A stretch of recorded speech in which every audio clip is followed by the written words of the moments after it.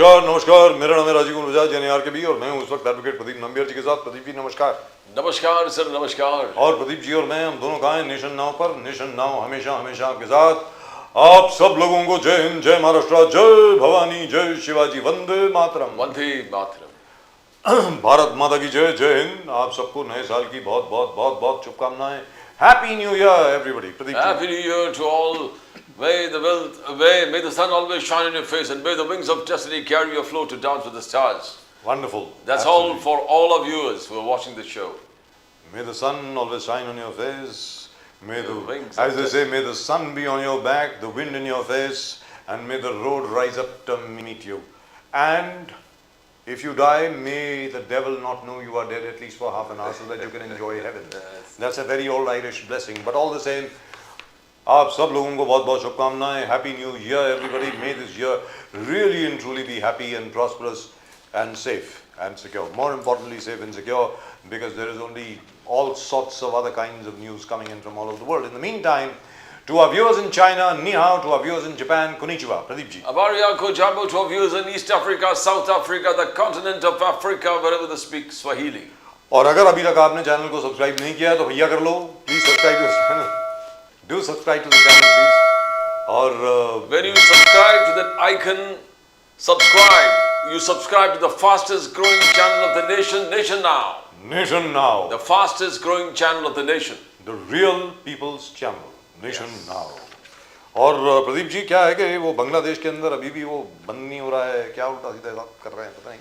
Attack on Hindus are still continuing, deadly attacks. And don't they know what they are up to? मतलब मेरी समझ के बाहर है। मतलब क्या है, आज अगर मान लीजिए जिस प्रकार अभी चल रहा है सिलीगुड़ी कॉरिडोर में, the army is already strengthened itself, air force is strengthened itself. Tripura के पास जो है उन्होंने तय कर लिया कि भैया अब चिटागोंग हार्बर हमने तो लेना ही लेना है। We'll have, and as the minister from Arunachal Pradesh said कि भैया जो आप चिकन्स नेक और ये नेक और वो नेक बात करते रहते हैं, नेक काटने में हमारा तो कोई हाथ नहीं पकड़ सकता। This is what the Arunachal, this is what the Nagaland minister said. बिल्कुल sir. And the entire Northeast, by the way, because of Modi's, Prime Minister Modi's Look East policy, the fact remains the entire Northeast today stands united. It's consolidated. There is no doubt at all. और मैंने कभी आज तक नहीं देखा इस तरीके से पूरे नॉर्थ ईस्ट के लोग जो हैं बाहर आए हैं। हाँ, त्रिपुरा में अलग किस्म की एजिटेशन चल रही है। वो जो बेचारा लड़का था, एंजल करके जो लड़का था जिसको मार दिया गया देहरादून में, लेकिन बाकी हर जगह पे आप देखिए, मतलब इट्स फैंटास्टिक। एकता, देश की जो एकता है उसको वो देखने पर ही बनता है, जबरदस्त है। पहले coming from north east was a 3 to 4 days experience, यानी अपने गांव से कहीं आना से वह कनेक्ट करना। Now rail networks with in the far east states are slowly changing demographics in a way that, and this was the sad communication and accessibility has increased in a big way. जी, this was the sad incident। दूसरी चीज क्या है प्रदीप जी, एक और चीज मैं बताना चाहता हूँ।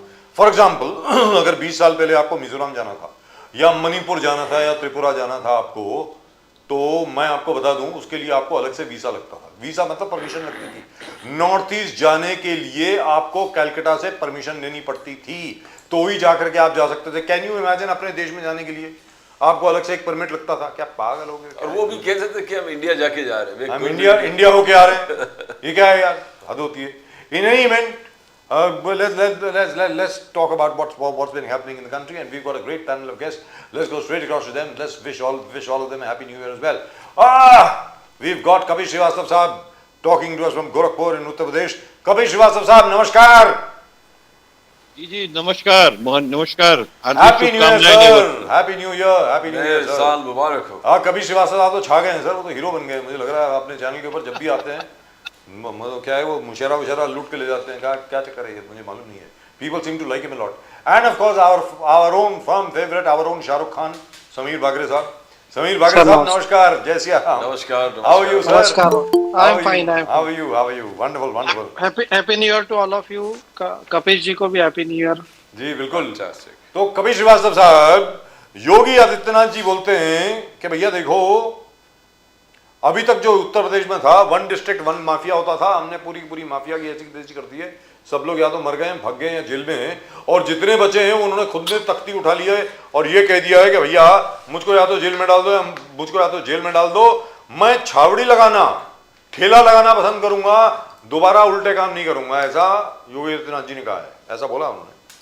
और अखिलेश यादव जी ने बार बार एक बात कही है कि भाई देखिए, ये बड़ा अजीबोगरीब मसला है कि सुप्रीम कोर्ट के ऑर्डर के बावजूद, उच्चतम न्यायालय के हुक्म के बावजूद अभी तक बिना कानून के तहत, बिना कानून के रेगुलेशन के तहत स्ट्रीम चल रहे हैं, इंक्लूडिंग ब्राह्मोस। और जो छोटा वाला ब्राह्मोस जो है स्ट्रीम चल रहे हैं, इंक्लूडिंग ब्राह्मोस। और जो छोटा वाला ब्राह्मोस जो है which can be shoulder fired, उसकी पहली डिलीवरी फरवरी में होने वाली है सर।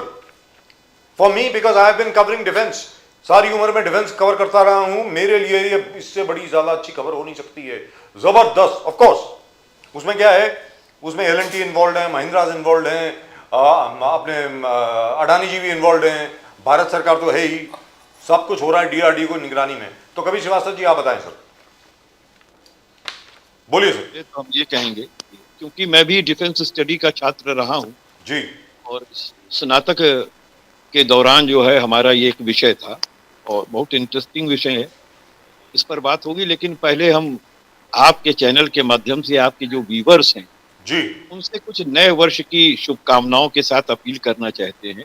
और ये मेरी अपनी लिखी हुई रचना है कि नव वर्ष नव उत्कर्ष, जीवन में सजोए नए हर्ष, मंगल हो सबकी सभी आस, नित नई इबारत गढ़ें आप, सुख समृद्धि वैभव मान करें, दुनिया भारत का सम्मान करे, चारों ओर पताका लहराएं आप, चलो दुनिया को दे दें नई आस, शांति से करें हम सभी काम, भाईचारे को दे दें हम नए आयाम, हर मजहब का हम मान करें, और मुस्लिम पढ़ें गीता और हिंदू कुरान।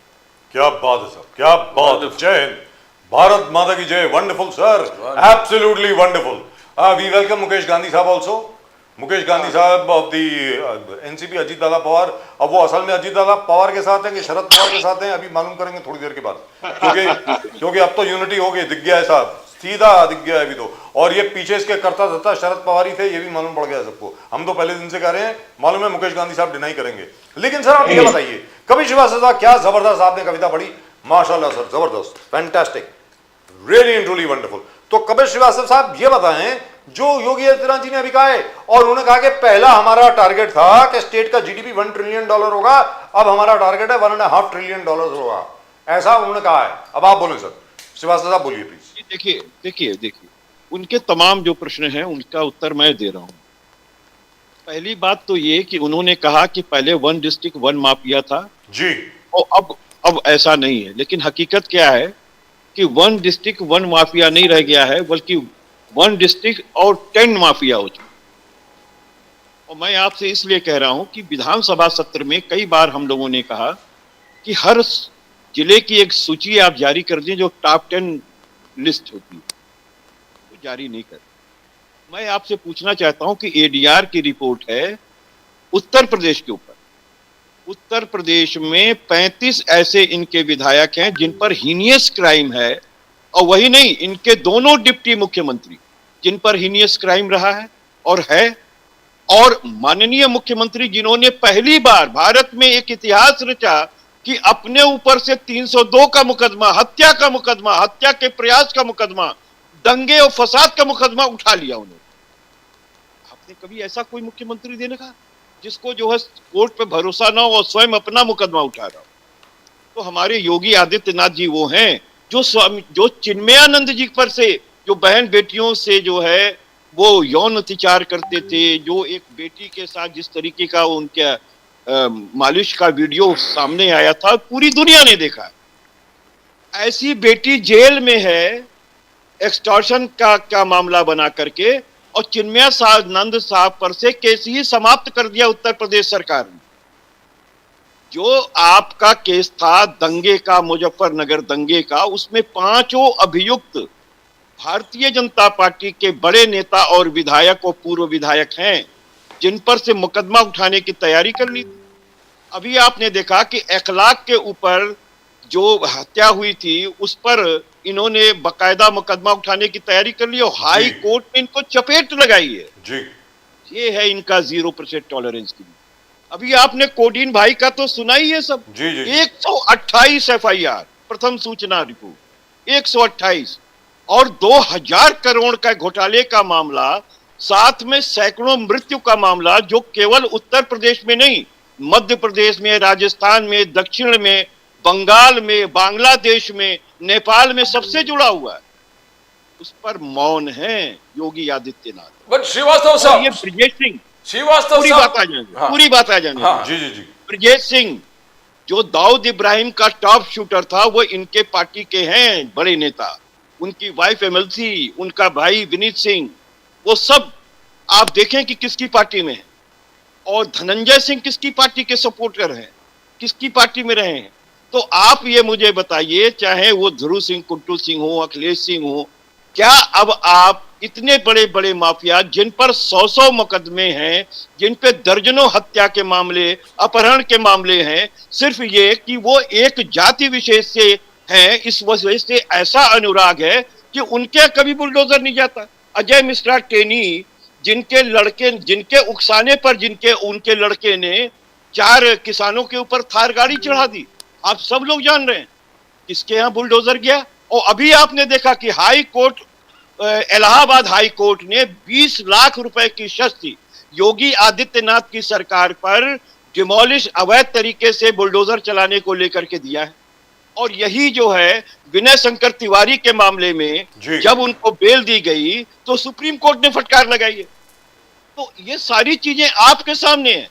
जो योगी जी बच करके भागना चाहते हैं, हम तो कहते हैं कि माननीय योगी जी मेरे से 2-4 शब्द कर लें आमने सामने, हम दोनों प्रेस के सामने बैठ जाते हैं, उसके बाद देखते हैं योगी जी के लिस्ट सुनिए। योगी जी कह रहे हैं कि 10 great things the Yogi ji कर रहे हैं 2025 2022 में होने वाला है।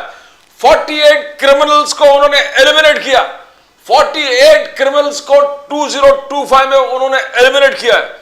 1.5 लाख गवर्नमेंट जॉब्स प्रॉमिस किया है इस 2026 में। Noida international airport, Ganga express highway, तो अलग अलग से 10 चीज उन्होंने, ग्लोबल इन्वेस्टर समिट से लेके हर चीज। तो किस प्रकार से 5th ground breaking ceremony Ayush hospitals में 56 माइनर सर्जरीज कोडिन सिरप पे टोटली किस प्रकार से वो कन्फाइन करेंगे स्कैम को, तो डिफाइन किए श्रीवास्तव साहब। He has defined security, safety, 48 killings. एक मिनट सुन ले। बोलिए। प्रदीप भाई, बहुत स्पष्ट सी बात मैं आपको कह रहा हूं। उत्तर प्रदेश सरकार को मैं चैलेंज कर रहा हूं कि अगर आप 0% टॉलरेंस की नीति पर चलते हैं, 1 डिस्ट्रिक्ट 1 माफिया आपके पास अगर नहीं है, आप कहते हैं कि आपने अपराध मुक्त बना दिया है उस उत्तर प्रदेश को, तो एनसीआरबी के आंकड़े 2023, 2024, 2025 क्यों रिलीज नहीं कर रहे हैं, क्यों शर्म आ रही है? ये आप उनसे पूछे, ये नहीं बताएंगे आपको कि क्यों नहीं आ रही है। और जो 2020, 2021 और 2022 के आंकड़े, उनमें कोरोना काल था, लोग अपनी जान बचा रहे थे, उसमें अपराधी भी शामिल था, तो अपराध करता कौन? और उसके बाद भी उत्तर प्रदेश 2022 तक हत्या के मामले में, अपहरण के मामले में, फिरौती के मामले में, महिलाओं के प्रति होने वाले अपराध के मामले में नंबर 1 है, साइबर क्राइम के मामले में नंबर 1 है। किस तरीके से वो अपने चेहरे को छुपाने की कोशिश कर रहे हैं फर्जी आंकड़ों के। आप मुझे बताइए, अगर इतनी अच्छी सरकार है तो क्यों नहीं दे देती? तीसरी बात मैं आपको कह देता हूं, इनके फरेब में मत जाइए। ये जितने अंतरराष्ट्रीय हवाई अड्डे, मुझे बताइए ना, जेवर एयरपोर्ट कौन लेकर के आया था? ये बताइए, कुशीनगर समाजवादी पार्टी की देन है एयरपोर्ट जो अंतरराष्ट्रीय है, वो हमारी पार्टी ने सारा बजट दिया है। ये बता नहीं पाएंगे कि किस बजट से इन्होंने बजट देने का काम किया। ये बताइए, लखनऊ का जो आपका एयरपोर्ट है उसको अदानी साहब के नाम पे कर दिया। गोरखपुर के अंदर पहले से चल रहा था, बनारस के अंदर पहले से चल रहा था। आप मुझे बताइए, इन्होंने नया कौन सा एयरपोर्ट बताया? इनसे पूछ लीजिएगा कि उत्तर प्रदेश के अंदर जो नए नए एयरपोर्ट बनाए गए हैं, जरा ये बतावे किसको है? जो नए नए एम्स बनाए गए हैं, वो भी पूछिएगा कि कहां है। तो कहने वाली बात है, ये दिखाने के दांत हैं, खाने के और हैं और दिखाने के और हैं। और ये हकीकत यही है कि हमारे माननीय मुख्यमंत्री जी को इकोनॉमिक्स का ई नहीं आता है। अगर वो 3 ट्रिलियन की बात करते हैं, उनसे पूछ लीजिएगा 3 ट्रिलियन में कितना पीछे जीरो रखता है, तो वो नहीं बता पाएंगे। भारतीय जनता पार्टी के अच्छे से अच्छा नेता नहीं बता पाएगा। और मैं एक बात और भी आपको कहना चाहता हूं कि मुझे सिर्फ इतना बता दीजिए कि सैमसंग क्या गलियारा ये दिखा ले, एएमयू हम लोग के समय में सिग्नेचर हुआ और उसी समय स्थापित हुई। लावा और अमूल और वही नहीं, लखनऊ के अंदर आ जाइए, मैं आपको बता रहा हूं, एक ये गिना नहीं पाएंगे, एक नहीं गिना पाएंगे। गोल्ड सिटी हमारी दी हुई, आसनसोल सिटी हमारी दी हुई, और आपका मेदांता हमारा दिया हुआ, अपोलो हमारा दिया हुआ। जी। यही नहीं, ज्ञान डेयरी हमारी दी हुई, पराग डेयरी हमारी दी हुई। और यही नहीं, आप जितने एक्सप्रेसवे की बात कर रहे हैं, आगरा एक्सप्रेसवे हमारा दिया हुआ, मेट्रो हमारा दिया हुआ, चाहे वो गाजियाबाद के अंदर हो, चाहे उत्तर प्रदेश में लखनऊ के अंदर हो, इन्होंने, और चाहे कानपुर के अंदर जो हमने शुरुआत की थी, अभी तक बना नहीं पाए। लखनऊ के अंदर मेट्रो स्टेशन को एक आगे नहीं बना पाए। इन्होंने कैंसर हॉस्पिटल नहीं दिया, वो हमारा दिया हुआ है। एकाना स्टेडियम हमारा दिया हुआ है। कोई इसके पास प्रोजेक्ट नहीं है, सिर्फ इन्होंने हमारे कामों का। श्रीवास्तव जी, मेरे पास ये आंकड़े हैं कुछ मिनिस्ट्री ऑफ सिविल एविएशन और डीजीसीए के, और endorsed by the Uttar Pradesh government. Uttar Pradesh has a total of 21 functional airports as of December 31st, 2025, जिसमें recently operational airports कौन से हैं? महर्षि Valmiki international airport opened in December 2023. Aligarh Airport received its DGCA commercial license in 2024, now operational for regional flights. Azamgarh Airport commenced regular commercial operations in 2024, March 2024. Moradabad Airport recently licensed and operational for domestic services in 2025. Sir, पूरा पढ़ लूं? Shravasti Airport inaugurated in March 2024, connecting the Buddhist pilgrimage site to cities like Lucknow, and Chitrakoot Airport, Uttar Pradesh's first tabletop airport, recently made operational to boost tourism in Bundelkhand region. Sir, ये तो official figure हैं sir, आप ये कह रहे हैं कि airport function नहीं कर रहे। अब मैं आपको एक बात बता रहा हूं, नहीं, अभी आपने इसमें अयोध्या का नहीं जोड़ा। जोड़ा सर, महर्षि वाल्मीकि एयरपोर्ट अयोध्या ही है। सुनिए, अच्छा, अयोध्या को नहीं, एक मिनट सुन लें जी। मैं आपको सिर्फ एक बात ये कह रहा हूं कि जितने एयरपोर्ट आप इसमें बता रहे हैं, जो इंटरनेशनल एयरपोर्ट भी हैं, एक इंटरनेशनल फ्लाइट एक ही है सर, इंटरनेशनल एयरपोर्ट तो दो नगर के अंदर आज भी नहीं गिरा पाए, कुशीनगर आज भी बंद पड़ा है। आई एग्री, लेकिन ये बाकी तो ना, एक मिनट, पूरी बात आने दें। जमीन अधिग्रहण से लेकर के सारा काम, उसमें 50% से ऊपर हमारा अपना स्वयं का है, चाहे वो अयोध्या एयरपोर्ट के अंदर हो और चाहे वो कुशीनगर में, तो सारा बजट ही हम लोग का दिया हुआ है, उसी समय बन करके तैयार। इन्होंने पहले रोका हुआ था, बाद में इन्होंने शुरू कराया है जी। कुशीनगर, गोरखपुर का पुराना टर्मिनल था, उस टर्मिनल को भी इन्होंने नवीनीकरण नहीं करा पाए। कोई अंतरराष्ट्रीय फ्लाइट गोरखपुर में नहीं आती है, नहीं, और यही नहीं, कलकत्ता की भी फ्लाइट बंद है। Sir, but the fact remains these airports are functional. Let me go to Sameer Bagre साहब of the BJP. फंक्शन है, मैं तो गोरखपुर का ही रहने वाला हूं, मैं तो बता रहा हूं, दिल्ली के लिए फ्लाइट है, but there is one problem. Sir, may I ask? Bangalore के लिए फ्लाइट है, हैदराबाद के लिए फ्लाइट है, बंबई के लिए नहीं है। Sir, may I ask, sir? But that depends upon the airlines also, because the airlines, they are not getting enough traffic. That is the problem. So we have run airlines, so we know. Sameer Bagre साहब, अभी उसमें क्या है, चलिए ठीक है, मैंने आपको कोई 6 एयरपोर्ट्स के नाम गिना है जो हाल ही में फंक्शनल हुए हैं, जिनकी लाइसेंसिंग भी अभी हुई है। So that is progress. अब सर, किसने फाउंडेशन स्टोन ले किया, किसने क्या किया, the fact remains these airports are functional. But there is one other problem. The problem is this, Uttar Pradesh में sir there are about, from whatever I remember, 25 more airports, 25 और air strips, sorry I shouldn't have said airports, 25 और air strips हैं जो अंग्रेजों के जमाने की थी, which were made for military purposes. ये आइडिया था कि इनको भी हम लोग ऑपरेशनल और फंक्शनल कर देंगे, वो अभी तक नहीं हो पाया है सर। मैं मानता हूं डिफेंस कॉरिडोर उत्तर प्रदेश में जबरदस्त तरीके से चला है और महाराष्ट्र में भी चल रहा है, बहुत जबरदस्त तरीके से चल रहा है, लेकिन वहां पे उत्तर प्रदेश के लोगों को ज्यादा जॉब्स नहीं मिली हैं। Maximum jobs are from outside, not from Uttar Pradesh, but they are functioning. और उनका जो भी प्रोडक्ट है, उनका जो भी आउटले है, उनका जो भी टर्नओवर है, that will be counted in Uttar Pradesh GDP. But fact remains there has been progress. What would you say sir, Sameer Bagre sahab? देखिए, सबसे पहले तो मैं ये कहना चाहूंगा कि जो समाजवादी पार्टी के जो प्रवक्ता है, आपने उनको एक डेवलपमेंट का सवाल पूछा और उन्होंने एक ऐसी लिस्ट बता दी कि हमने सब, हम तो मैं इनको ये कहना चाहूंगा कि आधे अधूरे काम वाली पार्टी है क्या?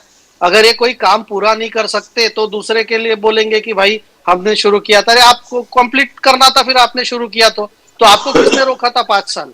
तो पहली बात ऐसी है कि सर आज पूरे देश में एयर लाइन इंडस्ट्री हो, चाहे एयरपोर्ट्स हो, चाहे हमारा एक्सपांशन उड़ान की स्कीम हो, इसमें हर जगह एयरपोर्ट बन रहे। तो ये कोई रॉकेट साइंस नहीं रहा है कि उत्तर प्रदेश में तेजी से विकास हो रहा है, चाहे वो एविएशन का हो, चाहे डिफेंस का हो, चाहे इंडस्ट्री का हो। और मैं तो कहना चाहूंगा कि आज हमारे माननीय मुख्यमंत्री जी योगी जी आज 1.5 ट्रिलियन डॉलर की बात कर रहे हैं। और इनके जमाने में क्या होता था? इनके जमाने में तो कोई इन्वेस्टर आने को रेडी नहीं था, बिकॉज आतंक का राज था, वहां माफिया राज था, वहां पर समाजवादी पार्टी की जो सरकार थी इनका संरक्षण था। देखिए कैसा होता है, कोई क्राइम को अगर सरकार सपोर्ट करे तो वो माफिया का एक इंस्टीट्यूशन हो जाता है। तो उसके कारण इंडस्ट्री नहीं आ रही थी। और मुझे बताइए कौन से अखिलेश जी के रेजिम में कौन से इन्वेस्टमेंट समिट हुए, कहां पर इन्वेस्टमेंट आई? और ये एक हाथ दूसरा इन्होंने प्रोजेक्ट किया तो अरे भाई आपको सरकार 5 साल के लिए दी थी तो काम करना आपका जरूरी था। और अगर आप कहते हैं कि हमने सब किया था और भारतीय जनता पार्टी उसका पूरा कर रही है, तो आपने तो आधे अधूरे काम करके छोड़े। तो देखिए राजीव जी, प्रदीप जी, आज ये भारत की इकोनॉमी चौथे नंबर पर आ चुकी है, जापान को ओवरटेक करके हमारे यहाँ पहुंचे। तो अगर देश के आबादी का अगर 22-23% हिस्सा उत्तर प्रदेश में है और उत्तर प्रदेश अगर ग्रो नहीं करेगा तो भारत भी ग्रो नहीं करेगा। तो ये तो एकदम सिंपल मैथ्स है कि उत्तर प्रदेश भी ग्रो कर रहा है, महाराष्ट्र भी ग्रो कर रहा है और हमारा देश भी ग्रो कर रहा है। 8.2% का जीडीपी है, यहाँ पर चौथे नंबर की अर्थव्यवस्था हो चुकी है। तो मेरा ऐसा मानना है कि अगर आपको पीलिया है तो आपको वैसे ही सब पीला पीला दिखेगा। तो ये निगेटिव राजनीति करने वाले लोगों को कुछ भी सही नहीं दिखता। और आप राजीव जी, प्रदीप जी, आप सही में लखनऊ में जाके देखिए, अयोध्या में जाके देखिए, क्या एयरपोर्ट्स हुए हैं। और अगर महाकुंभ होता है जहां पर दुनिया भर से इतने पैसेंजर्स आते हैं और इतना ज्यादा बढ़िया नियोजन होता है, तो ये क्या ऐसी होता है कि प्रोग्रेस नहीं है, एडमिनिस्ट्रेशन नहीं है? योगी जी को कितने जीरो? भाई आपकी पार्टी जीरो है। योगी जी को आप चैलेंज मत कीजिए, वो आपके जो भी बचा हुआ जनाधारण है वो भी आपका जीरो करने वाले हैं। तो योगी जी को सब समझता है कहाँ जीरो करना और कहाँ जीरो लगाना। Bakre Saab, when Prime Minister Modi went to the church on Christmas, the whole country applauded it. बोले this is a change. We loved Prime Minister Modi. वहां पर बैठकर पूरे सरमन सुन रहा था, हर चीज में इन्वॉल्व हुआ Prime Minister Modi। मगर ट्यूसडे को नागपुर में जिस प्रकार से आपने प्रीस्ट को केरला से जो आया है उसको उठा के करीबन 20-25 लोगों को लेकर केस फाइल करके उनको अंदर डाल दिया बजरंग दल के कंप्लेन पर। ना मोदी साहब कुछ और कर रहे हैं और Bajrang Dal and allied associations कुछ और कर रहे हैं। क्या जरूरत था कि उस केरला से आए प्रीस्ट को आपने केस फाइल करके पूरे पुलिस उठाकर उनको नागपुर में बंद कर दिया? बाकरे साहब, this is how does Modi साहब का मैसेज फिर कैसे पहुंचता है कि जो बार बार आपका स्लोगन है सबको इन्वॉल्व करके इंक्लूसिव पॉलिटिक्स का? बाकरे साहब देखिए प्रदीप जी, आप जो केस का जिक्र कर रहे हैं वो एक तो पहले तो नागपुर में नहीं हुई है, वो अमरावती के पास हुई है। दूसरी बात ऐसा है कि मोदी साहब अगर क्रिसमस पे चर्च में गए तो हम सब हमारे क्रिश्चियन जो भाई बहन है उनके साथ हम क्रिसमस मनाते हैं, मैं भी खुद मनाता हूँ, तो ऐसी कोई दिक्कत नहीं है। और जो केस की बात कर रहे हैं वो कोई किसी को गलत तरीके से बंद नहीं किया गया है। There is a complaint which has been made by that individual कि वहां पर धर्म परिवर्तन के लिए पैसे दिए जा रहे थे। So if there is an official complaint from that villager, तो पुलिस ने एक्शन लिया और कोई 20-25 लोगों को नहीं दिया, 9 लोगों पे एक्शन लिया है। और अगर उन्होंने धर्म परिवर्तन के लिए पैसे देना गुनाह है हमारे देश में, तो अगर धर्म परिवर्तन की एक्टिविटी इलीगली चल रही है तो इसका मतलब आप उसको जोड़ के नहीं देख सकते। If someone is a person from that religion और वो अगर कुछ गलत काम कर रहा है तो दैट डजंट मीन कि भारतीय जनता पार्टी पूरे क्रिश्चियन के अगेंस्ट हो गई या ऐसा कुछ हो गया। हमारा बिल्कुल नहीं है। रिसेंटली हमारे केरला में Bajrang Dal is a complainant और बार बार पूरे देश में हम लोग देख रहे हैं जहां भी मोदी जी इंक्लूसिव पॉलिटिक्स के बात करते हैं, सेकेंड डे और सेम डे बजरंग दल के कुछ activities, hostile activities across the nation. That is footage from Jharkhand. Yes, क्यों ऐसे हो रहा है? बजरंग दल को आपने पुलिस छूट बाकरे साहब जिस प्रकार से दिया है, तो that seems to be running against Modi's ideology and thoughts. नहीं सर, प्रदीप जी बिल्कुल नहीं है। भारतीय जनता पार्टी सबका साथ सबका प्रयास में बिलीव करती है और सबका विकास भी है और क्रिश्चियंस हमारे देश के सम्मानित नागरिक है।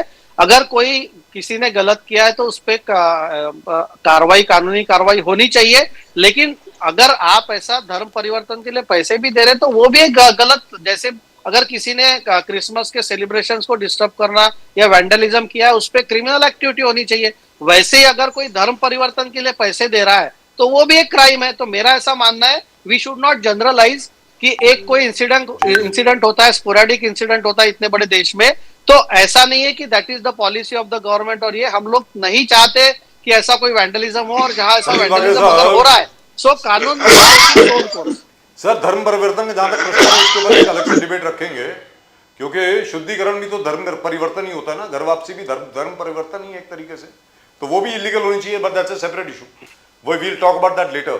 What I am asking you is something else. एक तो उसी दिन उसी टाइम पे इनफैक्ट जब Modi ji sacred heart cathedral में थे दिल्ली में, दिल्ली की church of the holy redemption बोलते हैं उसको, सेक्रेड हार्ट कैथीड्रल गोल्ड डाकखाना के पास है, beautiful church by the way, एक तरफ उसके कॉन्वेंट ऑफ जीसस मेरी स्कूल है, दूसरी तरफ सेंट कलम्बास हाई स्कूल है, one of the loveliest churches, Roman Catholic church. तो जब वो वहां पर थे, ये झारखंड की फुटेज है आपके सामने है सर, वहां पे उसी टाइम पे क्रिसमस डे पे ये लोग ये सब कर रहे थे। दूसरा मेरा सवाल एक और है, आज ही एक एनडीटीवी का रिपोर्टर है सर, काफी वेरी सीनियर मैन, उन्होंने कैलाश विजय वर्गीय साहब से पूछा, हाँ सर ये है फुटेज अपने पास है। कैलाश विजय वर्गीय साहब जो हैं, मंत्री जी हैं, सीनियर आदमी हैं, उनसे पूछा कि sir Indore which is the cleanest city in India, it has been designated the cleanest city in India for the 5th time running, 5वीं बार, वहां पर कंटेमिनेटेड वाटर पी करके वो फुटेज है सर, वो पी करके 10 लोग मर गए। उन्होंने ये सवाल पूछा, लाजमी सवाल है, और बड़े अदब के साथ पूछा उन्होंने। विजय वर्गीय साहब ने सर उसको गाली दे दी पकड़ के, और क्या भाषा का इस्तेमाल किया सर, क्या है ये। बागे साहब, भारतीय जनता पार्टी से तो ये उम्मीद नहीं थी सर, मतलब स्पेशली विजय वर्गीय साहब बड़े सीनियर आदमी हैं, how can you use language like this sir instead of answering the question. Rajeev ji, Vijay Vargiya साहब ने उसी चीज पे उन्होंने अपॉलॉजी भी दी है। He has tweeted officially that whatever the way I responded was not correct. So उन्होंने apologize किया है, और अगर कोई हिट ऑफ द मोमेंट पे उन्होंने गलत शब्द निकाला है तो उन्होंने अपॉलॉजी भी दी है। तो मेरा ऐसा मानना है कि अगर किसी ने he has regretted and he has apologized, तो I think he has expressed his regret, और वो रिमोर्सफुल है कि इस तरीके से ये नहीं होना चाहिए। मैं चाहता था कि आप ऑफिशियली ये बता दें, लेकिन दूसरी चीज मैं आपसे बोल रहा हूं सर, इसके पहले कि मैं मुकेश गांधी साहब के पास जाऊं, दो चीजें सामने आती हैं। एक तो भारत की अर्थव्यवस्था के जो आंकड़े हैं, ऑफ कोर्स समाजवादी पार्टी जैसे कैलाश, जैसे अपने कपिल श्रीवास्तव साहब हैं, कांग्रेस है, बाकी सब लोग तो ये कहेंगे यार ये तो खेल है, आप लोग जो है ना बार बार बेस ईयर चेंज कर देते हैं, और स्टेटिस्टिकली आपको मालूम है कैसे मैनिपुलेशन करनी है, तो आप फोर्थ लार्जेस्ट इकोनॉमी बन गए, वेरी शॉर्टली आप 3rd लार्जेस्ट इकोनॉमी भी बन जाएंगे, आप जर्मनी को भी ओवरटेक कर लेंगे, लेकिन वो सिर्फ स्टैटिस्टिक्स में ओवरटेक करेंगे, एक्चुअली ओवरटेक नहीं करेंगे, ऐसा इनका मानना है। Now what I am asking is something else. What I am asking is, एक तरफ I am so happy we are ahead of Japan, for God's sake we are ahead of Britain, और तो और छोड़िए, हाउस ऑफ कॉमन्स में there were 15 MPs from both sides, Conservative and Labour and Tory MPs, who said, shame on us, India used to be our colony, today they are ahead of us. This is what they are saying. और दूसरी तरफ मोदी जी जाते हैं church में, और वहां पर यही लोग, they are criminals, इनको बजरंग दल और विश्व हिंदू परिषद का सदस्य बोलना, मुझे लगता है विश्व हिंदू परिषद और बजरंग दल के लिए बड़ा अपने आप को बेइज्जत महसूस करना चाहिए। Sir just a small statistic, छोटी सी स्टैटिस्टिक मैं आपके सामने रखता हूं, सुनने वाली बात है। मुकेश गांधी साहब, कपिल श्रीवास्तव जी, आप भी सुने। नॉन गवर्नमेंट अनएडेड ऑर्गेनाइजेशंस में जो जितने स्कूल चलाते हैं ना sir, 52.3% are run by Christian organisations in all over India. Sir वो 2% है पॉपुलेशन के। Look at the service they are providing, look at the hospitals they are running. 42% of all non government hospitals are run by Christian organisations.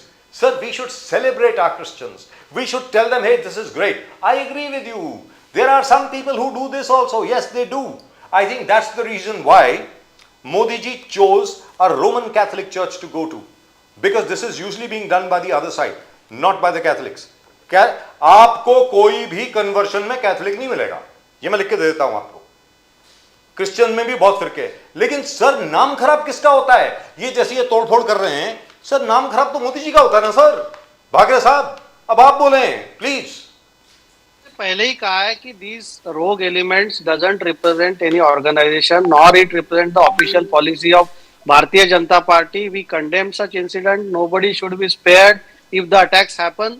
और Modi ji is a leader who has been who is respected across the globe. आप इतने बड़े Christian countries है जहां पर मोदी जी को बड़े बड़े अवार्ड दिए जा रहे हैं, इतने जो अरब कंट्रीज है जहां पर मोदी जी को अवार्ड दिए जा रहे हैं, अगर मोदी जी किसी के साथ अगर भेदभाव करते, चाहे वो क्रिश्चियंस हो चाहे मुस्लिम्स हो, तो क्या ये बड़े बड़े देश उनको highest honour of the world उनके कंट्री के देते क्या? तो मेरा ऐसा मानना है कि एक नैरेटिव फैलाने की कोशिश है, सोशल मीडिया पे हो चाहे समाज के माध्यमों में हो, कि ये क्रिश्चियंस पे अटैक है, भारतीय जनता पार्टी इसके भी, ऐसा बिल्कुल नहीं है। आप देखिए मोदी जी का सर्व समावेशक पॉलिसीज है, मोदी जी हर आदमी को इन्वॉल्व करना चाहते हैं। उन्होंने कभी ये नहीं कहा कि भाई मेरे 100 करोड़ हिंदू भाई है, वो हमेशा कहते हैं कि 140 करोड़ हमारे देशवासी है जो इस पूरी विकास की गंगा में साथ है, जो हमारे हर प्रयास में साथ है। तो मोदी जी को किसी एक्सक्लूड नहीं करते, और मोदी जी हमारे सुप्रीम लीडर है। भारतीय जनता पार्टी बिलीव करती है सबका साथ सबका विकास सबका प्रयास में, और मैं बिल्कुल नहीं मानता कि एक या दूसरा sporadic incident who has been done by criminals represent the official policy of Bharatiya Janata Party. And why it is being done also we know. Modi ji is the world's most popular leader. And let me clarify. Highest awards मिले दुनिया में. जी भागरे साहब, let me clarify also. Kapil Shrivastava साहब आपने अपनी उंगली उठाई थी, क्या है कि मुकेश गांधी साहब अभी तक कुछ बोले नहीं है, इतनी देर तक वो आप लोगों को सुन रहे हैं. So if you want to make a very important point, I'll come to you, but it should be very short. Otherwise I'll go straight to Mukesh Gandhi साहब, because गांधी साहब कुछ बोले नहीं. मैं सिर्फ एक 10 सेकंड के लिए कहना, बोलिए सर प्लीज. हमारे जो मित्र कह रहे हैं, एक अभी सुप्रीम कोर्ट के अंदर जकारिया का केस चल रहा है, दूसरा उनकी अपनी मंत्री माया कोडनानी दोष सिद्ध हो चुकी है, जेल के अंदर है। जो घटना गोधरा में हुआ, जिस तरीके से ये कह रहे हैं राजधर्म तक सिखाने की बात प्रेरणा स्थल पे लगे हमारे अटल बिहारी वाजपेयी जी ने सिखाया था। जी सर, वो बड़ी पुरानी बात भूल गए, और ये कह रहे हैं सुप्रीम कोर्ट ने अगर उनको अवार्ड मिल रहा है उनको एग्जॉनरेट किया है, की वजह से मिल रहा है। पुरानी बातें उनको भारत का प्रधानमंत्री होने की वजह से मिल रहा है, उनको नरेंद्र मोदी की वजह से नहीं मिल रहा है, उसका उनको सजा नहीं मिली। लेकिन कैसा है, सुप्रीम कोर्ट ने मोदी जी को एग्जॉनरेट किया है, आपने रोक लगा दिया था। देखिए गलत आप फैलाई मत। प्रधानमंत्री नहीं थे, अमेरिका का भी वो नहीं करते थे, अमेरिका ने बकायदा मोदी पे रोक लगा दिया था, इसलिए 900 लाजमी है क्योंकि मोदी जी और योगी जी मिलकर समाजवादी पार्टी का खात्मा कर रहे हैं। पॉलिटिकली समाजवादी पार्टी खत्म होते जा रही है, आपके जो है फॉर्मूला वो भी खत्म हो चुका है। आज मुस्लिम भी आपके साथ नहीं है, मुस्लिम समाज भी समझ चुका है कि ये समाजवादी पार्टी ओनली हमको हमारे अगर कार के नीचे एक कुत्ते का पिल्ला भी आ जाता है। आप याद कीजिए कि अल्पसंख्यक मुसलमान की तुलना यही मोदी जी समाजवादी पार्टी पिल्ले से कर रहे थे, और ये नहीं बता पाएंगे कि प्रधानमंत्री होने की वजह से, भारत का प्रधानमंत्री होने की वजह से, Bharatiya Janata party just a small clarification, Modi के होने की वजह से सर, नहीं क्लैरिफिकेशन, है। मोदी में ऐसा कुछ नहीं है कि जिसकी वजह से गर्व। Sir Kapil Shrivastava ji, don't call him singular, sir gentleman once again, Kapil ji जो सच्चाई है उसको अरे बागरी साहब, नरेंद्र मोदी जो बागरी साहब मैं आपकी बात बोल रहा हूँ, जब वो गोधरा दंगे के अंदर थे, डिसरिस्पेक्टिंग द उन्होंने कंट्री, बकायदा रोक लगाया था। मोदी सिंगुलर को वीजा नहीं जारी हो सकता था, मोदी को पासपोर्ट नहीं बन सकता था अमेरिका के लिए। क्या बात कर रहे हैं आप? सुनिए, जब वो भारत के प्रधानमंत्री बने तो अमेरिका की मजबूरी बनी, उन पर हटाना पड़ा। भाषा के मर्यादा। एक सेकंड सर, आतंक का राज वहाँ चलता था। सबीर बागरे साहब, बागरे साहब 1 minute, sir I have to clarify, Bagre साहब फैक्चुअल क्लैरिफिकेशन, अयोध्या में भगवान श्री राम मंदिर किया, समीर बागरे साहब, समीर बागरे साहब पे गोली चलाई है, आपको कोई अधिकार परिवार नहीं सम्मान दिया, उन्होंने अपने परिवार को। समीर बागरे साहब 1 सेकंड सर, माँ से माँ बनने का अधिकार। कपिल श्रीवास्तव साहब आपने 10 सेकंड बोला था, कपिल श्रीवास्तव साहब 10 सेकंड बोला था ना सर, आप you had said 10 seconds sir, ये तो 4-5-4.5 मिनट हो गए। But anyway it is your channel, we have plenty of time, यहां पर कोई टाइम की कोई पाबंदी नहीं है, because the point is usually what happens, I am just saying कि बाकी सब चैनल में, मुकेश गांधी साहब आप जानते हैं, बाकी सब चैनल में क्या होता है कि वक्त की पाबंदी की वजह से लोग अपनी बात पूरी तरह कह नहीं पाते। यहां पर हम लोगों ने तय किया कि भैया आपका चैनल है, आपको जितना बोलना है बोलिए, सबको मौका मिलेगा, पूरी बात अपनी रखिए। लेकिन यहां सर माया कोडनानी का जहां तक सवाल है, 20 अप्रैल 2018 को हाई कोर्ट ने ट्रायल कोर्ट की फाइंडिंग को ओवरटर्न कर दिया था और Maya Kodnani has been exonerated of all charges. ये आपने बोला था ना, माया कोडनानी हाँ जेल में थी, अभी बाहर हैं, और हाई कोर्ट ने कहा। अब सर सुप्रीम कोर्ट में केस जो चलेगा चलेगा, देखा जाएगा, but she is out now, let's be very clear, उसके ऊपर नहीं जाते सर, सीधी बात है। मुकेश गांधी साहब, दो चीजें सामने बनती हैं। मैं मालूम है आप मुझे कि आप जो हैं मोदी जी के ऊपर जरूर कमेंट करना चाहेंगे, क्योंकि शरद पवार जी और अजीत पवार जी से ज्यादा आप मोदी जी की तरफ ज्यादा हैं, बल्कि आपको तो बीजेपी में होना चाहिए। क्या कर रहे हैं आप उस तरफ मुझे मालूम नहीं है। तो अब तो सर दोस्ती हो गई, अब तो पुणे में और पिंपरी चिंचवड़ में शरद पवार जी अजीत पवार इकट्ठे लड़ रहे हैं, और बीजेपी के साथ आपकी अलायंस है सर। मुकेश गांधी साहब, आपकी तो अलायंस वैसे भी है, अब शरद पवार साहब is also with the BJP. माशाल्लाह सर, जबरदस्त, ये बढ़िया है, मतलब जब चाहे इधर तो और जब चाहे उधर, असल में इधर। मुकेश गांधी साहब बोलिए प्लीज। पहले तो सॉरी, मेरा गला बैठा हुआ है। कोई बात नहीं सर, पानी पी लीजिए। पहले तो आप सर चाय पानी पी लीजिए। नहीं, मैंने पिया हुआ है, पर आवाज एकदम चला गया है। कोई बात नहीं, बोलिए बोलिए, आपकी आवाज आ रही है हमको, बोलिए। पहले तो आप सबको happy new year. Thank you sir, same to you sir. हमारे बीजेपी और समाजवादी के प्रवक्ताओं को भी नए साल की शुभकामनाएं। समाजवादी पार्टी को आने वाला कल जो कैसा है वो देखना चाहिए, और बीजेपी को उनको समझाना चाहिए कि मोदी जी के राज में आने वाला कल कितना संगीन और मजबूत होने वाला है हमारे देश की प्रगति के लिए।